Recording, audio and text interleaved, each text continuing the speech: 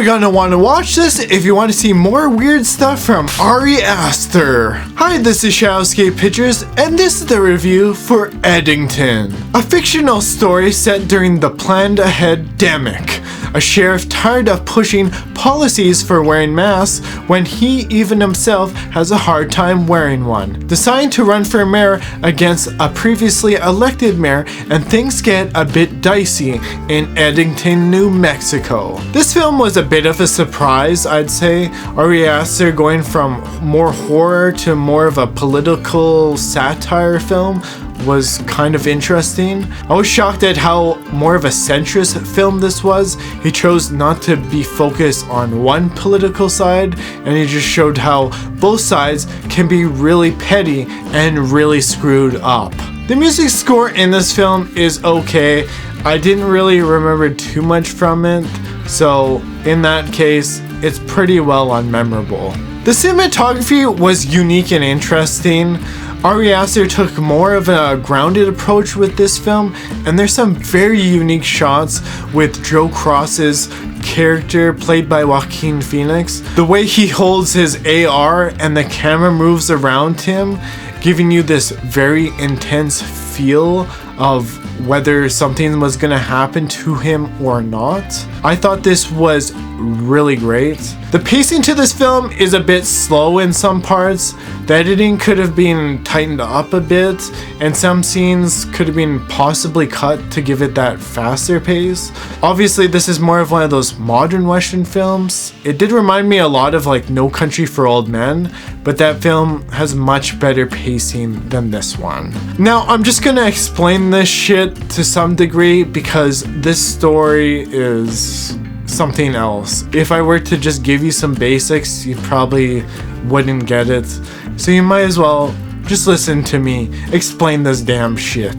This story was an interesting take of how two guys in a small town running for mayor have different political sides.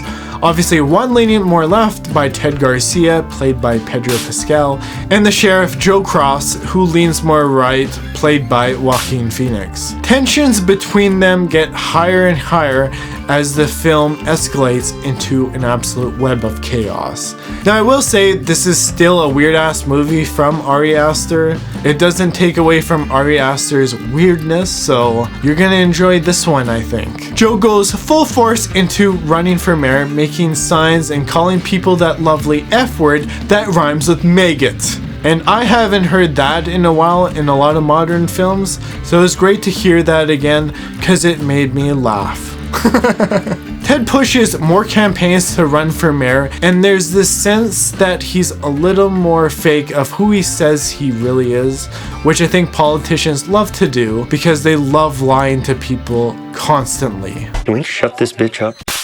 Also, there's this AI deep learning bullshit thing they want to have in their town, but I guess it's concerning some citizens, and then other citizens, they're just like, yeah, it's gonna create more jobs. Tensions arise as Ted used to tap Joe's wife back in the day. His wife, played by Emma Stone, is just a weirdo throughout this entire film, while Joe also lives with her mother-in-law as well. Things start to escalate when BLM riots start in the town, and these young kids have no idea what the fuck they are smoking. Just cause the sheep do it doesn't mean you should do it. This one guy joins cause he likes a girl, and yeah, never do that because that's just dumb. This kid tells his parents about dismantling white people, and the dad goes, "Are you fucking artard?" And I laughed quite a bit at that because it's really true. Daddy, chill. What the hell is even that? It made sense because kids get really brainwashed really easily. That's why they got those indoctrination camps called schools and universities. As Joe tries to get through the BLM riot, they trash a local business because you have to do some bullshit when you're part of these damn riots. Then as Joe is getting recorded as well, he takes away this one chick's phone and it continues to record on him, and he basically kind of lost arrested at this point. He gets to the meeting and then he accuses Ted for being a sexual abuser. Turns out it was not true, and his wife told the truth while she went off with this weird cult member looking dude called Vernon. And I just thought that was fucking weird. You always gotta have some weird shit with Ari Aster. I think this is where Joe kinda absolutely loses it. He makes this random homeless dude causing problems in the town go bye-bye, turn it off. After that is when things start to go to shit. Joe takes out Ted and his son and they both go bye-bye, turn it off. Then he tries to frame it as some like loony BLM protester or some shit. Then Joe frames one of his deputies because he's a black guy and has connection with this girl from the BLM protest who seems to be an ex. One of the native officers, Mr. Butterfly Boy, looks more into the killing of Ted Garcia and his kid and starts to figure out it may have been Joe. So he follows him. There's also this shot of all these guys on a private jet looking like Antifa goons ready to fuck shit up in Eddington because there's clearly some ulterior motives from some rich motherfucker. Things go even more south when these goons show up and let a deputy go and trash the place, starting fires in damn dumpsters. Both Joe and his deputy go find the other deputy located in the middle of nowhere. They get closer and bang, that one deputy goes bye-bye, turn it off, while the other deputy gets injured. Then the Antifa extremists want to make Joe go bye-bye, turn it off. He gets away and grabs some guns, pulls out an LMG, starts offing anyone in his damn way.